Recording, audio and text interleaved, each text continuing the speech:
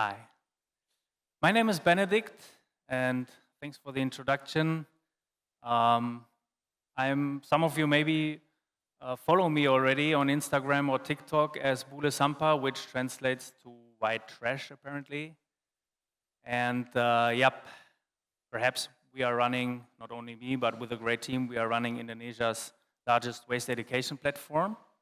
And today, I'm going to tell you why perhaps everything you know about waste might be wrong, sorry to say. Let's look at plastics. Plastic items, plastic packaging. Once we consume them, they become waste. It might be your motorbike helm that is broken. It might be a credit card that has expired.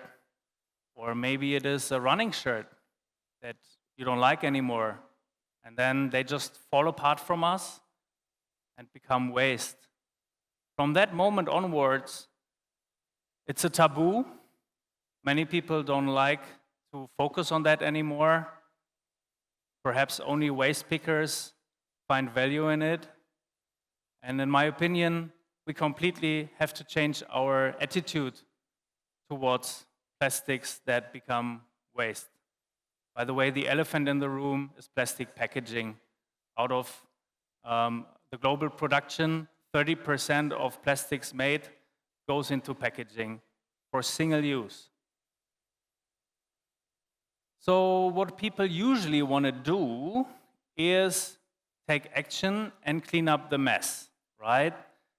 The cleanup movement, the global cleanup movement to solve the pollution crisis has started in the United States in the 70s. It then came over to Europe, and since a decade or so, it is also has arrived in ASEAN countries, such as in Indonesia. And it is mostly young people like you that want to take action on pollution, volunteering, and then basically going to a single event to do this, to clean up. I think that we might be useful idiots for somebody else if we do that. Why? Because out of the 7 million tons of plastic waste that we all create together in this country, how much can we really clean up? 0.something%. That's like homeopathy. That's like a drop in the ocean. And it's basically also not a solution because we're just moving waste from one place, which is a river, to another place, which is probably a dump site or the landfill, the TPA.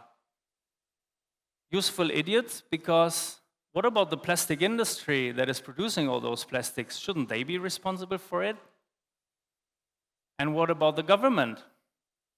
So I think we should not do their work, you know what I mean?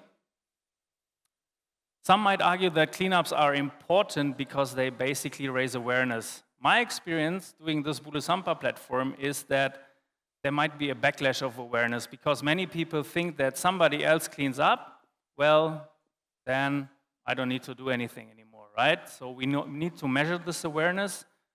Overall, cleanups remain challenging and difficult. Oops, going back. Okay, recycling. If not cleanup, many people think, okay, let's recycle our way out of this. Does that work? Out of all the plastics ever made, only 9% have been recycled.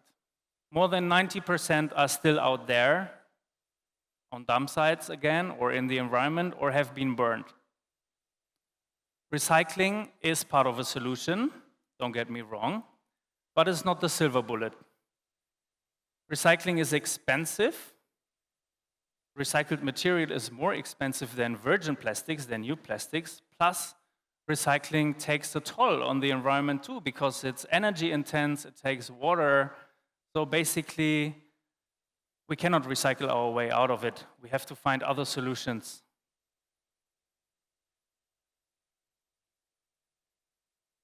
Let's take a short journey to the 4 pillars of drug treatment. You will soon see drugs and plastics have a lot in common. Basically, for many years, drugs have been criminalized all over the world. That was the only thing that was done throughout the whole 20th century for many, many years. So basically illegalized, right? Switzerland then was the first country to introduce these 4 pillars of drug treatment. And it completely changed the perception because they brought in prevention. They were focusing on the fact that, don't get me wrong, don't do drugs, it's not good for your body and health. But if you do it, we can basically promote the proper consumption. Prevention means people should overthink their consumption. So prevention played an important role suddenly in communicating drugs to society. If people get addicted, they brought in therapy. So bringing people to a rehab, pharmaceutical products help people to get away from drugs, and that basically helped to decrease addiction and death cases. And then what's really interesting to me is harm reduction. So some people cannot go to a rehab. For some reason, they cannot get away from drugs. So what is then done is basically the harm they do on their body should be reduced. For example, people that use heroin in Germany today is very common. We give them sterile needles so they don't transmit HIV and other diseases.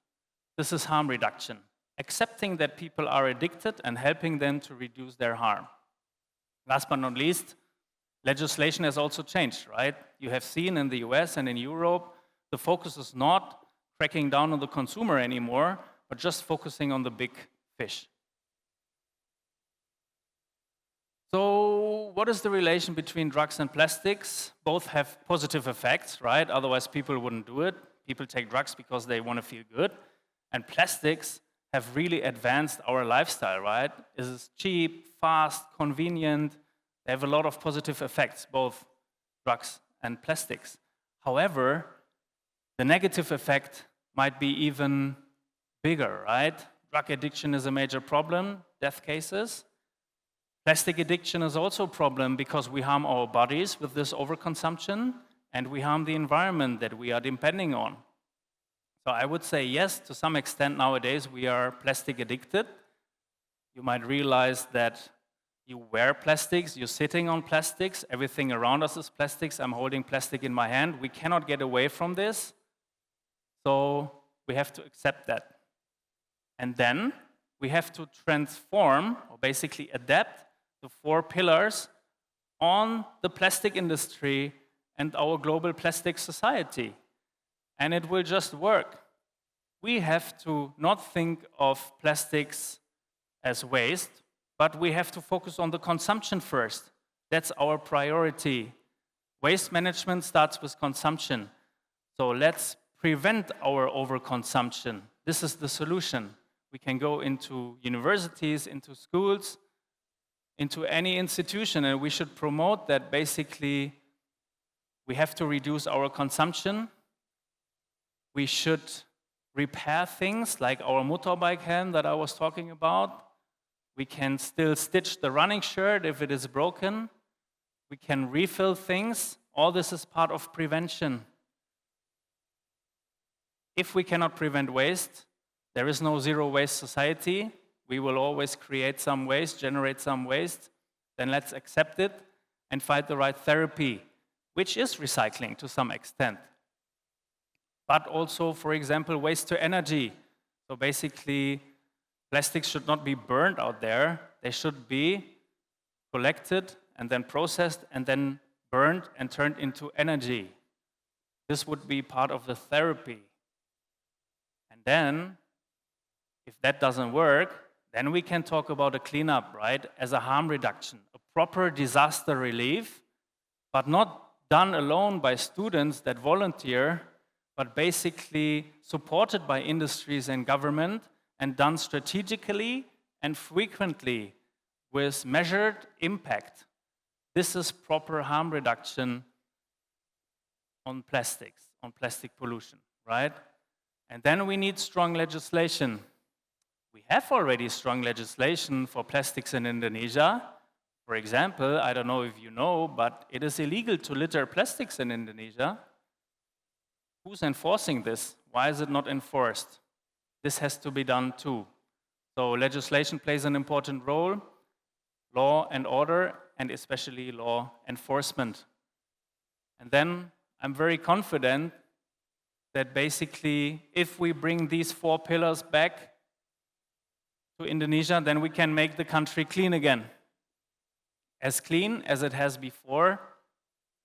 Single-use plastics and many, many plastic items have been introduced to this country. I'm optimistic that we can do it, and I hope you think about the prevention and overconsumption first, and don't forget about the 4 pillars of plastic prevention. Thank you very much.